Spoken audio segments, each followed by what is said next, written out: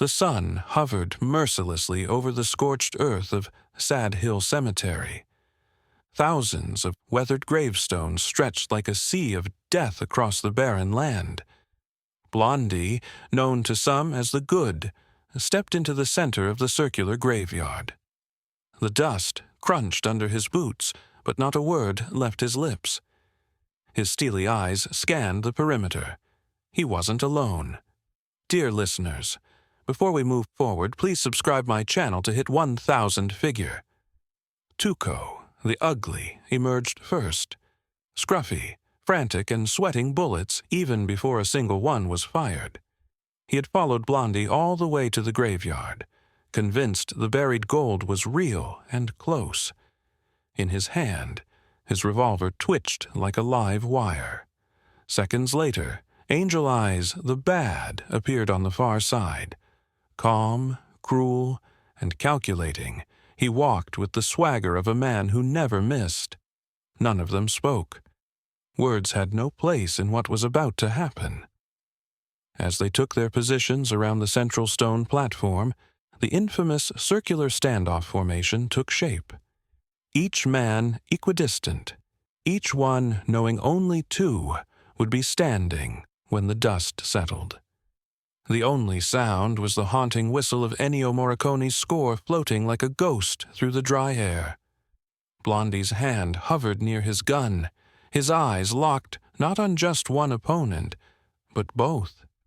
He had played this game longer than any man standing there, and he knew this wasn't just a duel. It was a test of nerve, wit, and soul. And the clock had started ticking. The wind whispered through the broken headstones, as if the spirits themselves were holding their breath. The camera circled slowly, like a vulture above dying men, capturing every bead of sweat, every tightening jaw, every twitch of the fingers. Blondie stood firm in his dusty tan duster, the brim of his hat casting a shadow over his stone-cold eyes. He didn't blink. Every movement, every breath was calculated. Across from him, Angel Eyes narrowed his gaze. His long black coat rustled slightly as he subtly shifted weight to his back foot. He was the kind of killer who smiled while pulling the trigger, and that smile was creeping into the corner of his lips now. Then there was Tuco, restless, agitated, his fingers flexing over his pistol grip like a man who couldn't wait to draw but didn't know who to shoot first. He was unpredictable, dangerous. But what made him truly terrifying in that moment was desperation. He wasn't just fighting for gold. He was fighting because he didn't trust either man. Not Blondie, who had tricked and used him before. Not Angel Eyes, who would shoot him just for smiling the wrong way. The triangular standoff had turned the cemetery into a war drum. Morricone's haunting music began to rise, strings trembling, a slow thudding like the beat of a heart getting ready to stop. The camera cut to close-ups. Blondie's eyes, Tuco's trembling lip, Angel Eyes' hand brushing his holster. Over and over again. Tighter, slower, more intense. This wasn't just a Mexican standoff anymore. It was a ritual, a final judgment among thieves, bound by greed and betrayal. The circle of fate was tightening, the distance between life and death growing smaller with every breath. And still, no one dared move first. The audience could feel it. Time itself seemed to bend around the tension. Even the birds had stopped chirping.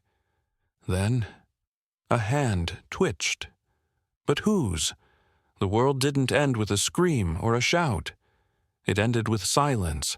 Tuco's hand hovered like it had a mind of its own, shaking slightly, drenched in sweat, desperate to beat death by milliseconds.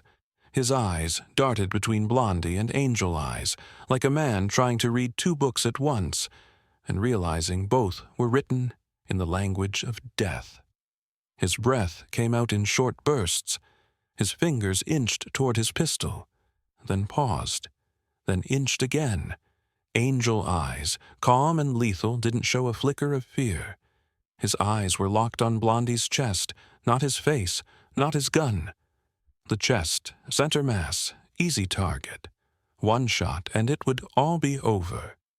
He had killed men for less than a bag of gold. But today wasn't about money. This was about eliminating the last obstacle, about finishing what he started when he first learned of the hidden treasure buried under the name Arch Stanton. And Blondie. Blondie didn't move at all, still as stone, yet more dangerous than the rattlesnake hidden in the grass. He didn't flinch, didn't twitch, didn't breathe any faster. He had already made his decision before stepping into the circle. His mind was a fortress of patience. And while the other two scrambled with paranoia and calculation, Blondie was watching, listening. Not just to their movements, but to their thoughts. He'd seen the madness in Tuco's eyes before. He'd seen the way Angel Eye's mouth tightened when he was about to draw. He knew the dance, and he had choreographed the ending before the music ever started. Suddenly, time shattered. Angel Eyes went for his gun, lightning quick, faster than most men would see, but not faster than Blondie. In one impossibly fluid motion, Blondie's hand flashed to his holster, drew his revolver, and fired. The first bullet ripped through Angel Eye's chest, slamming him backwards into the dust like a puppet whose strings had been cut. His body hit the ground hard. But Blondie didn't stop. Another shot rang out. Then a third. Angel Eyes' pistol spun out of his hand, clattering uselessly beside his now motionless frame. Tuco had reached for his gun, but nothing happened. He stared down at it, eyes wild with confusion, then looked back up at Blondie, who was already aiming at him. Tuco's weapon had no bullets. His mouth opened, but no words came. The only sound left was the echo of the last gunshot, rolling off the tombstones like thunder announcing the end of a storm. Blondie slowly lowered his gun. He didn't smile. He didn't gloat. He just watched Tuco, eyes full of something unreadable, mercy, perhaps, or maybe a warning. Either way, the standoff was over, and only one man had truly walked away in control. Tuco stood frozen, drenched in panic and betrayal. His trembling hands hovered above the useless revolver. The dry click of the empty cylinder echoed louder in his ears than any gunshot. His breath came in ragged gasps. He wasn't dead, but he wasn't safe either. And standing before him, calm as ever, Blondie holstered his smoking gun with the grace of a man who had done this 100 times, and lived every time. "You son of a..." Tuco growled, but the words never finished.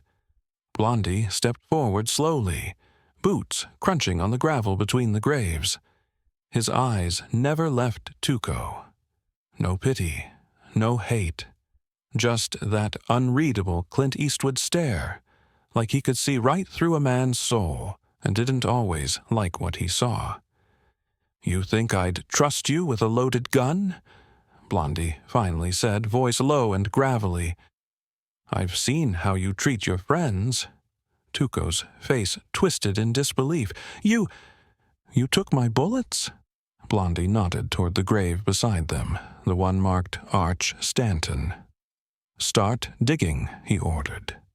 No smile, just steel. Tuco hesitated, looking from the grave to Blondie's revolver and back. Then, with a defeated grunt, he stumbled toward the grave and grabbed the spade. Dirt flew, sweat poured. The wind stirred dry leaves across the cemetery as Tuco dug like a man who had nothing left to lose and everything to find. Minutes passed like hours.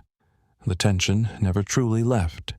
Even with Angel Eyes dead and Tuco disarmed, the weight of death still hung in the air. The gold was close. They all knew it. But so was betrayal. Finally, the shovel struck wood. Tuco threw it aside and dropped to his knees, clawing at the earth like an animal. He yanked the rotting lid open and found bones. Nothing but bones. "No!" Tuco screamed, slamming his fists on the coffin. "There's nothing here! You lied!" Blondie leaned against a headstone, unbothered. "I said the gold was in a grave. I never said which grave." Tuco stared at him, a storm behind his eyes. "Then where?" Blondie looked past Tuco toward another grave. The camera lingered on his expression, and the music swelled.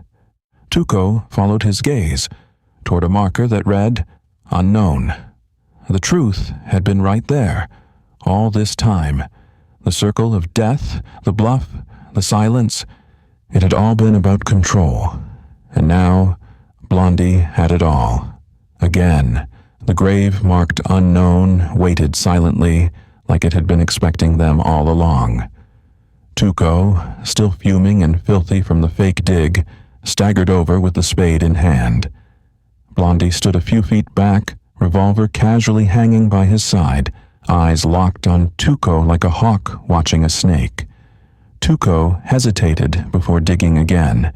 His muscles ached. His pride was shattered. But gold was gold, and the promise of it still burned hotter than humiliation. He struck the ground hard, once, twice. Each impact echoed across the graveyard, as if the ghosts were listening. Finally, the wooden box came into view. This one was newer, less rotted. Tuco's hands moved faster now, adrenaline pulsing through him. He pried it open with a crowbar and froze. There it was. Dozens of glittering bags of Confederate gold, stacked like sin, glowing in the sunlight as if heaven itself had buried them. Tuco's eyes widened. His mouth opened, but no words came out. The fortune he had killed for, betrayed for, nearly died for, was real. Blondie approached slowly, his boots dragging a little, as if he wasn't in any rush. He stared into the coffin for a beat, then reached down, pulling out a single leather pouch. He tossed it slightly in his hand, weighing it. Then he looked at Tuco. "I'll take my share," he said. "You'll take yours." Tuco blinked. "Seriously? You're not going to shoot me? Not going to leave me here tied to a grave again?" Blondie raised an eyebrow, thought about it. A pause.